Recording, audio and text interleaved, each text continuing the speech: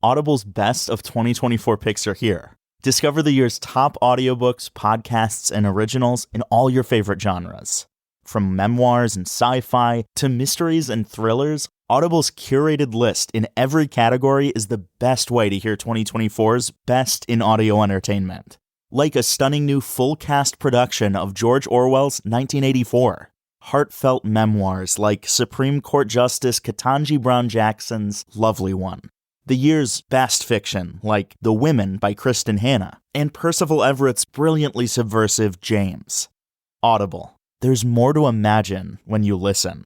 Go to audible.com/imagine and discover all the year's best waiting for you.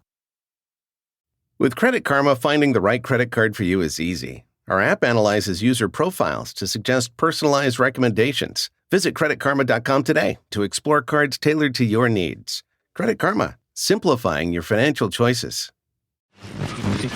Edit audio. Hi, everybody. Guess who's in the room with me? My lady friend, Mary. Hi. I brought her in because I wanted to talk about how we got today's guest. So this was around Christmas time, and we're sitting at the dining room table of Mary's dad's house, like picture a tiny little house in Ohio. And we are 100% hiding from the HGTV show that is on volume 1000 in the living room. And Mary's niece, my niece by marriage, and I are talking about career and changes and being stuck and not knowing what it is that you want to do with your work life. And I'm all, let's talk about this career shift. Oh my God, have you thought about X? Have you thought about Y? Have you thought about Z? And I was like, whoa, wait, you should do this on Robin's podcast. I was like, yes, Mary, yes. And I turned to Megan and I said, listen, I am really going to need to get into all of your personal business. Are you ready? And Megan, right, Mary, she didn't even know what the podcast was about. She had like no idea. And she was like, of course. She was like, sure. Yeah, sounds good. I'm in. Look at you booking my podcast, baby. You know, that's my second job is helping you book your podcast. I give you all the good ideas, Robin. I mean, it is true. You do. You are like my Jane Wagner. You are my Jane Wagner to Lily Tomlin. And if you don't know who Jane Wagner is, people, you better look her up. I'm just saying. Look her up. She's hilarious. Hello, folks. I'm Robin Hopkins, and this is Well Adjusting, where I talk to people about life stuff, but, not in an NPR way, more like we're at the bar, and we're having cocktails, and I am getting into your business sort of way. Oh, we love a cocktail. Oh, and producer Steph is here, too. Oh, yeah, hi, that's me. Today we chat, when your ADHD clashes with your JOB. All right, people, Megan! Okay, I love her. She is a new mom who had a baby in a pandemic. She studied jazz. She worked in the film industry. Now she works as an aesthetician, which is just like a fancy word for waxing. I mean, I'm sure it's more than that, but that's what I know of it. So, rip. She's trying to figure out what the next act of her career should be and if she will ever find the job, all the while trying to manage her ADHD. And while I definitely feel like there is one job, like I want to be a performer, a writer, a creator, like that is it for me. I've always wanted that since I was like 5. But I know that that's not the case for many, many people. And I think, Mare, while I still have you here before I kick you out of my very fancy recording studio, AKA our bedroom, I want to say that you kind of feel like that too, don't you? Like that one job isn't everything you need in life, right? Am I putting words in your mouth? Well, I think that there's not one job that is everything for me because it's not so much what I'm doing, but how I do my job that gives me the most fulfillment. Like I feel the most fulfilled when I am really good at my job and I'm getting a lot of validation from that, from, the people that I work with, but also just knowing that I'm doing a good job and being a good employee, which is really kind of sad, really, when you think about it. I mean, we can deal with a therapist later for that, but I do want to say thank you once again for giving us today's guest. I love Megan. Mary loves Megan. You are going to love Megan. Let's just get into this. Today, the LGBTQ+ community is at a crossroads, with our loved ones and hard-won rights increasingly under attack. For decades, the Human Rights Campaign has been at the forefront of the fight for equality in the face of discrimination and harassment. With the support of people like you, HRC fights for a world where lesbian, gay, bisexual, transgender, and queer people can live openly and thrive, free from fear. If you're ready to support the fight for equality, to donate today, visit hrc.org/give. That's hrc.org/GIVE. Behind the bright lights and adrenaline of pro sports is an equally exciting world of negotiations and deal making. That's what we cover each week on our podcast, The Deal. I'm Alex Rodriguez, former baseball player turned business executive. And I'm Jason Kelly, chief correspondent for Bloomberg Originals. Over the next couple months, we'll hear from all-stars like Jay Williams. I want to be an owner one day. Billie Jean King. Learn the business. And so many more. Listen to The Deal wherever you get your podcast. Did you know that you can make your life-saving donation to Doctors Without Borders go even further? Whether you donate stock, recommend a grant through your donor-advised fund, or make an IRA-qualified charitable distribution, you can take advantage of strong market performance this year to maximize your charitable impact. Making it possible for Doctors Without Borders to stay ready to respond in more than 70 countries around the world. Together we go further. Explore ways to give at doctorswithoutborders.org/podcast. So I'm from DC. I was in Catholic school, and my mom got a call, and they were just like, I think it was in second grade, and the teacher was like, I refuse to teach your daughter. I'm not going to do it. Can you imagine second grade? Second We're grade. done with like, her. I was like such a problem child. And, she was just like, I absolutely refuse. And my mom was like, it's the middle of the school year. Like, what am I going to do? And she had said like, oh, I've worked with children who have different disabilities and stuff, and I don't want to do it anymore. That's why I started working here. So Great. Needless to say, I was in a class with 40 kids and I never paid attention. I was terrible at math. I don't know. I was so confident as a kid, I had no idea. I just went through life and was happy as a clam and just didn't know. And so my mom she found this school, and I started taking all of these tests to see like, what is it? What do I have? And all these things. And it came back that like, just full blown ADHD, whatever that actually entails on some scale. And I got into, it's called the Lab School of Washington. And the government paid for me to go, luckily, because it's a very expensive school. But I took a test every single year. I was funded. Was it the test to see if you were improving, or to see, oh, yeah, she still got it? I guess to see if I still have it. It was the same still test every qualified? year. Yeah, exactly. And it's like one of those like weird aptitude tests. And I remember there's like a story at the very end of it. And it was like this woman, and there was like a woolly mammoth, and she was holding a baby.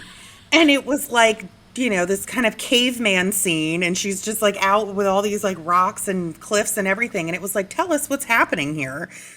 And I wrote the same story for 7 years straight. I wrote the same story, but would just add more to it. Be like, oh my God, she found out she has an uncle. Like, I don't know. I would just keep adding to it. And I was like, I don't know the point of the story, but it was the same thing over and over and over again.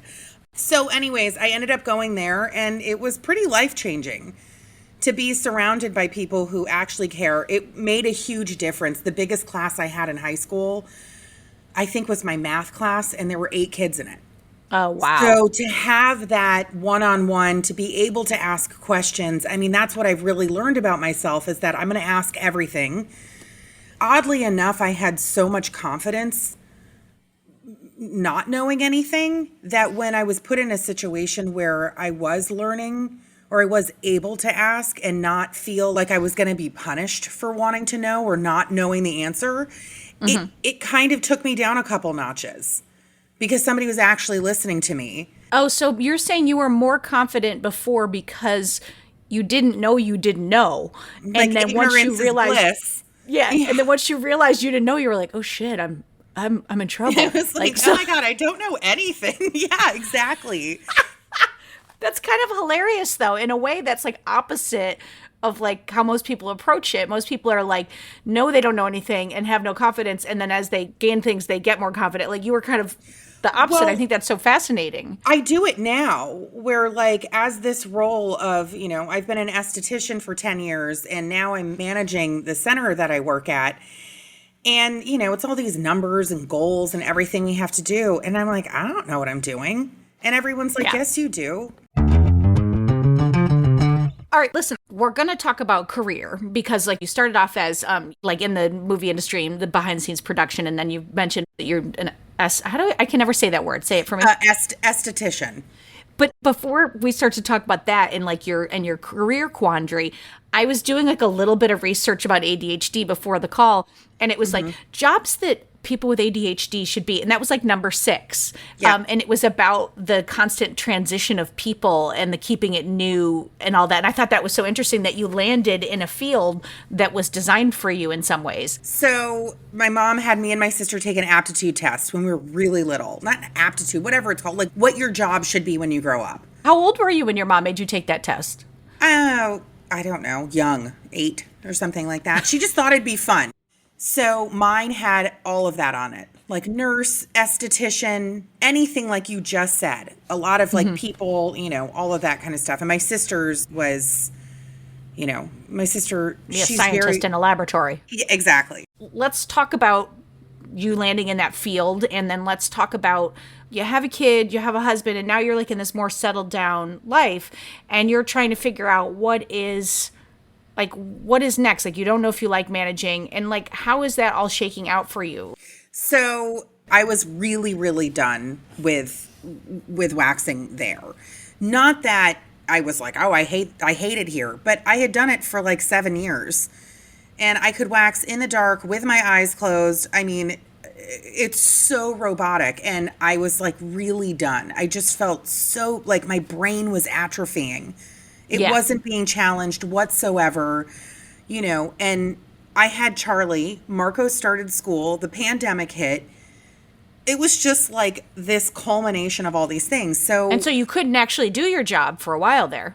No, I mean, honestly, I feel so bad saying this because so many people have suffered and it was really horrible. But I got to have Charlie at this time where in this country where there, it was 6 weeks of maternity leave, that I was, for 6 months, I got paid to be at home with her. Oh, that's because like we were amazing. Completely closed. You know what I mean? So I'm really thankful for like that opportunity, even though it was because of the pandemic and everything. But when I went back, having Charlie, going through a pandemic, it just kind of gave me this confidence. I mean, I was in labor with her for 2 days, emergency C-section. You kind of go out of that being like, anything I've ever worried about that was so minor, like, who cares? Yeah, yeah. And so I was at work and I was like, I'm definitely done here. I'm confident in that. I've gotten everything I can get out of this place in this position. And I just wanted to move on. And I was done, like just 100%. And I had talked to all my guests about it. I was just like, I don't know, it's like a therapy session in there for them and for me. You're like, yeah, I'm like, oh my God. What should I do? Put your knees to your chest. Also, I'm having this like problem right now. Yeah, it's literally, that is exactly what it's like. There's something so funny about somebody's vagina full up in the air and you're like, I'm just not sure what I should do with my career. Rip. I feel stuck. Okay, now breathe in. Okay, yeah, no, really. I mean, this is going to sting. Rip. So for 7 years straight, that is exactly what I did. Waxing your labia while we talk about our problems. So I, all of a sudden, get this text message from my manager, and he was like, hey, Guy, who's our operations manager, wants to have a meeting with you. And I was like, oh my God, am I getting fired? Like, what's happening? Does he know I don't want to do this anymore? I know. Rip. I was like, can they hear me in here? And although I am so loud, I'm sure everyone heard everything. Probably. Most likely. But yeah, so they sit down and they're like, well, my manager was leaving. And they were like, he referred you to be manager here. And they were like, oh, by the way, he's leaving and you have 2 days to decide. And I was like, And so I was like, I literally have nothing to lose. Yeah. You know what I mean? Except for maybe my job, but I was already planning to leave anyways. So like, who cares? And this feeling of being like, when you kind of feel like you have nothing left to lose, the interview that I had with my operations manager, I've never been so honest in my entire life. I wasn't going to pretend I knew things I didn't know.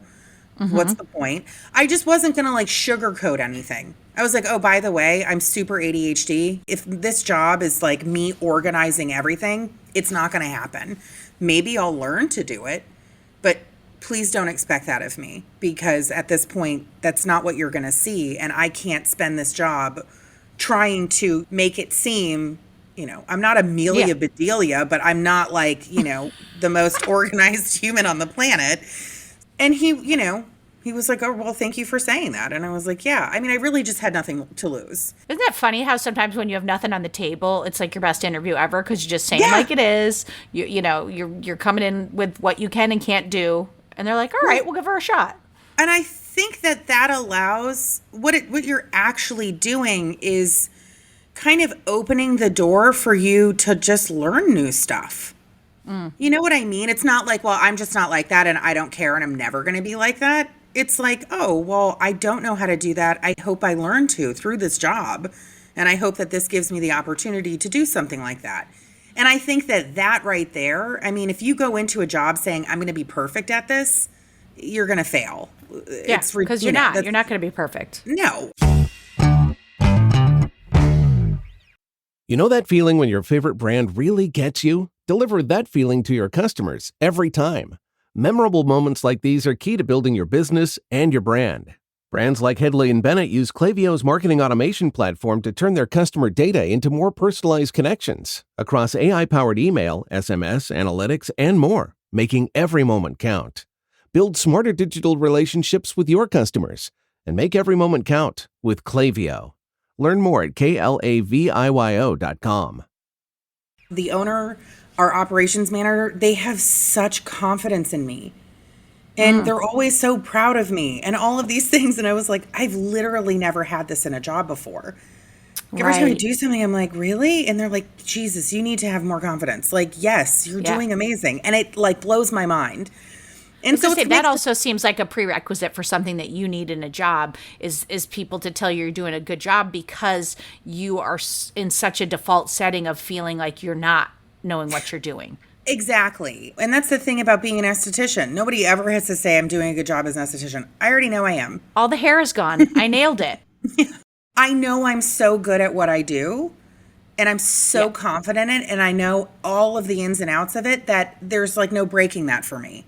You know what I mean? This is so much different. I've never done anything like this before. So, and there are people who just, this is what they want. They know it. This is what they're going to do. This is their dream. I don't have that. Yeah. My dream is always to be around people. I want to inspire people. I want to help people, whatever form that takes. I think there's many people who don't have like a passion that they're like, this is the job I have to have. I think that's many people who are just trying to figure out something that's like, can make work. I don't want to use the word bearable because it sounds like it's a just total grind, but to make work not be unbearable, and then to go have their passion elsewhere in their life. Right. And family, to be honest, being a manager, like I want to help people. You think this would be a great opportunity, but it's also like, I don't want to do your job for you. I mean, I got a phone call the other day on my day off because there was a spider in her room. And you're like, kill it. Just kill the spider. Step on it. I'm like, put it in a cup and throw it outside, which I did. The next day I was there, it was in another room, and I literally was like, come in here, and put it in a cup, walked it outside, and threw it over the thing. And I was like, please don't call me on my day off. Like, what am I supposed to do? Teleport there and kill the spider? Those things I cannot stand. Yeah. I want to inspire people to problem solve on their own, and I will help them do that. But a lot of people aren't like that, or maybe they haven't had the opportunity to do that. They're just kind of like, I don't know what to do. And I'm like, oh my God, there's like 1,000 different answers. Like, try something. And by the way, that's management in a nutshell, though. Management is not great all the time because you've got to deal with 18 different personality types. You've got the people who don't want to listen to you, and then the people who listen to you too much and won't do anything on their own, and then people who don't want to do work, and then people who try to do everybody else's work. Yeah, our job is actually really, really easy.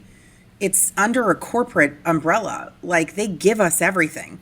Yeah, There's literally there's a handbook list for that. for every single task that we have there. Every one. It's all laid out for you. They have scripts. You don't even have to come up with your own words. Right. So the fact that, like, the easiest things can't be done, like, just drives me insane. I like this job. I like aspects of it, but I still want to do something different. And I don't know. I might be one of those people who just never knows what they want to do. Well, let me ask you this question. It's a little bit of a pivot, but so it sounds like it's like you can do this. It allowed you to stay there a little bit longer because you were at a done point. But it sounds like it's not the fit for your next period in career. So, like, how are you addressing, like, figuring out what your next thing is? I don't know. I'm such a dreamer. Like my ADD. I'm like, ooh, what is that over there? No, something red and pretty and shiny. This is the age-old question forever. I just have no idea. But I think that what I have learned in my life is that you just, as long as you try, as long as you do what you're supposed to do, you work with ethics and morals, things like that, just like the basics of being a good person, you'll find the path you're trying to go on. So you think the next thing's going to show up as long as you're just making the next right action? Well, I don't think. I mean, you can't just like sit there and just be like, it's going to pop up at me and then I'm going to have it. Yeah, I mean, I used to kind of wait for that, which is silly because it's like it's not. No one's just going to like really hand you something. But although that's what happened to me in this job, which is kind of weird. But, You're like, however, that has happened to me several times. However, that is literally how I've gone through my life. No, I just think that, like, I want to make Charlie proud. Like, I want to make my daughter proud of me. I just want to do something that inspires people, honestly. That is, like, my biggest thing. I always thought about maybe working at a university and being, like, not like a counselor. What do they call? You know, like your advisor. Advisor, yeah. Yeah. I love having people tell me about, things they're worried about and things that they are unsure of, and allowing them to kind of see it from a different perspective and be like, maybe try this. I wonder if, like, your mom did such an interesting and cool thing with you at a young age of, like, saying, just your aptitude. But I wonder if, like, because it's funny that's the thing that I did too, is I started, like, careers for ADHD. I was just, like, out of curiosity. But I wonder if you were to take all the stuff that you learned from the school, your mom, the aptitude test, and then you were to take that and then take the stuff that you like doing. Like, you like being with people, you like advising and helping, you want to make a difference. And then you were to take some aptitude tests. And if you were to start to combine them that all, way, and see, but I also wonder, are there people out there that are specifically designed that can help with that process? Oh, I'm sure there are. I mean, I think that I'm really stubborn when it comes to my ADHD. Mm-hmm. I live in it. It's like a friend that you end up having. It's your best friend, probably. Yeah, and there's aspects of it that I love, like. But maybe it's time to be like, all right, we're best friends and you're with me, but the two of us should go talk to somebody. Like, I just, wonder if it's maybe a point of, because it's like once you have kids and you get married, there is this new level of pressure in the choice. I just wonder if maybe that's like a point to just bring that into the conversation. That's the most adult thing that I could do. I can say that I have seen, it took 2 years to find a therapist here. I would literally call places and they'd never call back. Right. The problem with the system in this country for things like that is really difficult, especially with somebody who's suffering from depression.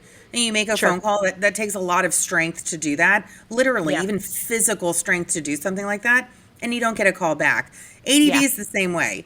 You know what I mean? You're kind of like, oh my God, I just finally got organized, and you're reaching out to these people and you can't find a place. It's really disheartening, and you kind of learn like, oh, I'm just going to have to do it on my own then. That's fine. And I always think that if there were chances that it could be like, I pick up the phone right now, call somebody, it's not $1 billion for me to have this chance of learning all of this stuff, I wonder where I would be. I mean, the truth is you can make excuses all day and everything. And, and I think that I always just have to I want to do everything at once. You know what I mean? Baby steps are really hard for me. Yeah. I want to go all in all the time. That's it. I'm changing everything I do, throw everything out and let's start anew. It's so dramatic, which I've always been so dramatic. And it's just like, first of all, I'm never actually going to do that. You know what I mean? And then it sounds exhausting. And so little by little, I'm just like baby steps, I want to do it now. I want to leave my job now. I want to find a new place now. I want to know the answer if I have another job. Like, it's going to take some time.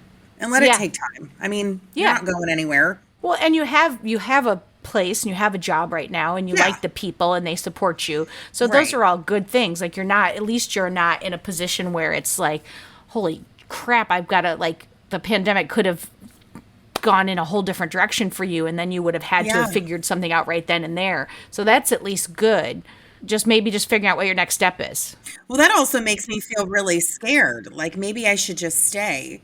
I've been so lucky and thankful and all of these things. There's like a weird part of me that feels really bad for wanting to keep going. But, I'm sure that's another thing for me and my new therapist to talk about when I find them. But it's business. I think sometimes I remind myself, like, my old boss, great guy, one of our expert of the days. And he used to talk about layoffs at corporations. And he would say, Robin, you need to remember that at some point in time, our names have been on the list. And then someone took us off the list for whatever reason. But when the human resources lady comes down with the ruler and the yellow highlighter, they're picking people off. It's business. Yeah. And you're it's great that they've been supportive of you. But like, I mean, I hate to say like loyalty doesn't exist in business, but it does to the extent of as long as a person can carry you. But when they can't carry you anymore, and that's the best case. In the worst case, you're a line on a piece of paper with the highlighter. You know, it's just, maybe your personality separates you from the other guy who makes the same exact amount of money of you. But if there's somebody who's a dink but makes $25,000 less than you, guess what? They got a quota to hit, you're going. So it's like, I think sometimes we have to remind ourselves it's business and you have to ultimately do what's best for your family and for you. Right. And I can tell you right now, you saying it's business, like that, this is where my my kind of like ignorance and naivete, if you will, is like, no, but they're people. Like business, this kind of like number, goal, whatever. I'm like, I've asked so many different managers when I first started, how do you get, I can't even get my front desk staff to stand up out of their chair when, new guests walk in. And they're like, oh, I just get rid of the chairs. And I was like, oh, I'm not doing that. I can't do that. Yeah. Like, is it really that important enough to do something like that? Or maybe you can have a conversation and connect. And I've realized that like my side of it is like, oh, we'll talk about this until you literally want to leave this job. Yeah. I bet they would probably be easier for them if I just took the chair away. Yeah. Because I'm going to sit down and like grab my guitar and we're going to talk this out. And everyone's like, oh my God, I'll just stand up. I don't even care anymore. Like, that's how I do things. I'm like, let's talk about what's going on. And everyone's like, nope, I got it. I'm never going to not do that again. And I'm like, oh, okay. You know what I mean? The fear of you talking to them about their feelings is worse than standing. 45 minutes later of like me telling some story about some time I didn't stand up and everyone's like, I hate it here. But that is just who I am. I don't know if I ever want to turn that off, and I don't think I can. I think you need to flip this on its head. And instead of looking at it like, I'm not this, they need me to be this, I think you need to just look at what you are and distill that down and then look for the match for what you are. I do think to a certain extent we are who we are. Mm-hmm. You bring your personal sense into a business environment, and some of it you have to adapt and adjust to the corporation. Like you can't go in and just like be topless at your corporation. I mean, I don't know, maybe you can if you work at a producer's desk and say maybe you can. This job's sounding amazing. Maybe you're a dancer. So that's different topless. But I'm saying you can't, you have to follow a certain set of rules. But at the same time, you also have to to find the thing that fits who you are. Because if you're constantly trying to take a square and jam it into a round peg hole, it's just misery for the corporation or the business and you. And then nobody's happy, and you're just going to get fired or you're going to quit. So like I say, flip this with your new therapist and start to distill a list of who you are and what you love and what you're great at, and then start to look for the thing that matches that. And honestly, like that as a problem solving, solution, it's a really simple idea. One that it's almost so like, yeah, write down the things you love. Write down the things that have that. I mean, and that's where my brain, I'm thinking of so many extravagant, huge, big things. Yeah. That's something. Well, and that's why the ADHD is something that you need to acknowledge that your best friend is with you, and you need to do this. Like for me, I would write it down as a simple list, but we've talked to other people with ADHD who are like, oh, and then the list gets too crazy, and then I'm obsessed about how long the list is. So it's like, that's also, why I'm going to lose the list. I'm just going to tell you this right now. And it's going to be on a list. And it's like a scrap of paper and it's somewhere and I probably threw it out or I wrote other things on it. And that's why it's like helpful to have a therapist or someone who will help you manage the way you do this process. Yes. But I really like that idea. Producer Steph. I also think it like reframes it as a positive thing. Like I remember someone one time in my life told me that like it's so easy when you're like looking to date someone to like list all the things that you hate about a partner, like things that you don't want in a partner, but it's actually like way harder to write down the things that you want that are positive, like specific things. But in doing so, like you end up kind of like reframing your brain to be like focusing on the positives. And I feel like that also is part of what you're doing. Like instead of being like, oh, I don't like this or this can't happen or whatever, you're like, okay, this is what I'm like a boss at. And like, this is what I want to feel like good doing. Yeah, that's a really good point too. I mean, you could spend all day on all of the negative stuff. I really do that a lot at work. I'm like, oh my God, I hate this. I hate this. I hate this. And then, there's a handful of things that I really, really love.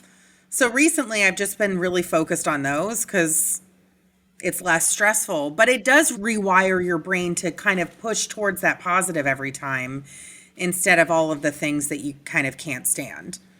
And some things you can't, how are you ever supposed to change those things? They're just things you don't like. There's some things you can't change. Yeah. I mean, because it's work. It's not, it's not a party. There's going to be that 15-20% of your job that you're like, this sucks. Yeah. I have meetings every other week with my operations manager, and we just go over what's going on, numbers, like what we're hitting and everything. And they're always so positive. And if I set my mind to a goal, I say, look, we're going to hit this goal, this number in the next 2 weeks. We hit that number in 2 weeks. I'm pretty relentless when it comes to things like that. And I'm also one of these people who's like, well, you should teach waxing. I'm like, no, I'm bad at letting go. Just let me do it. I always say if I could just do everything at the center myself, I would do it and it would be perfect. Wax, checking people in, doing the numbers, hitting the goals. Like I can do it all. And I kind of want to. I'm having it's tough to delegate. I'm not a good, once management's again, hard.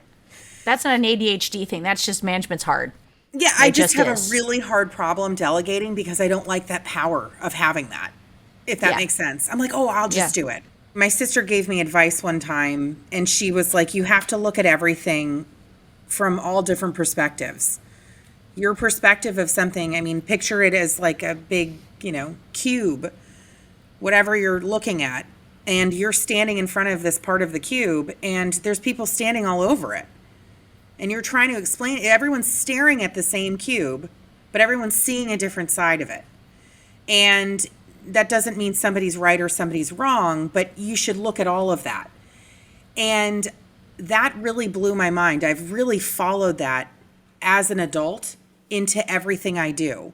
And I think a big part of that is being empathetic and trying to see things from people's sides and, that kind of stuff. But I really wish I could know everything about ADD. I don't know if I can. I'm also learning about it in my ADD brain. So however I'm perceiving this information, it's going to be so specific to me as opposed to maybe it on a whole. But yeah, I think that I've kind of learned to not be so hard on myself. There's a lot of things I can't control. And there are a lot of things that I can. I've learned to say I can't get frustrated and hate everything and get angry when I can do something about it. And I'm just choosing not to. I've just learned baby steps. It doesn't have to be changed overnight. It won't be. And I'll never change as a person. I will always be this person. I've really accepted that too.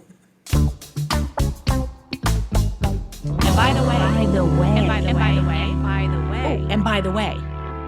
All right, here's your and by the way hot tip for today.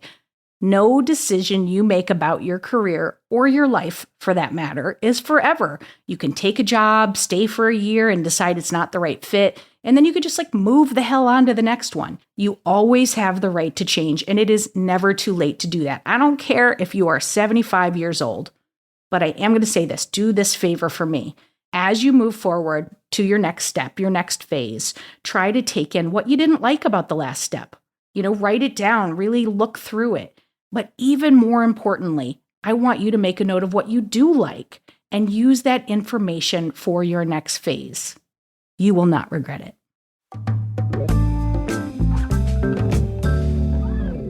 Okay, folks, it's that time in the podcast where we get a little advice from someone who's, well, not me. So let's chat with Dolores. She's going to give us some tips on how to figure out what's next in your life. Take it away, Dolores. I have been in social work for about 32 years.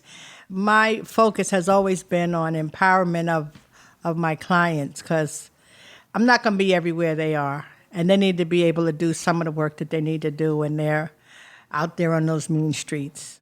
We don't have a lot of space these days to dream big, to dream huge, because most of the time it's be realistic. When we are looking for our passion, most of the time we look outside. It might be really useful to look inside to see what's the passion inside. Having a new baby, so many things change. Your sex life changes. Your relationship with your mate changes. Your focus in life changes. And planning for a future for another, which is something that you may not have really considered on that depth before. So it's perfect because what can be available in this moment is something that could not have been available before. Your biggest clue is how you feel. Are you happy? If not, that means you ain't in the right place. But so much of the time, we don't pay attention to how we feel. It's not important. It's I got to pay the bills. I got to go to work. I got to do this. I got to make him happy. I got to make her happy. What about my mother? What about you? If we are feeling enlivened, inspired, and turned on and happy, we're going in the right direction.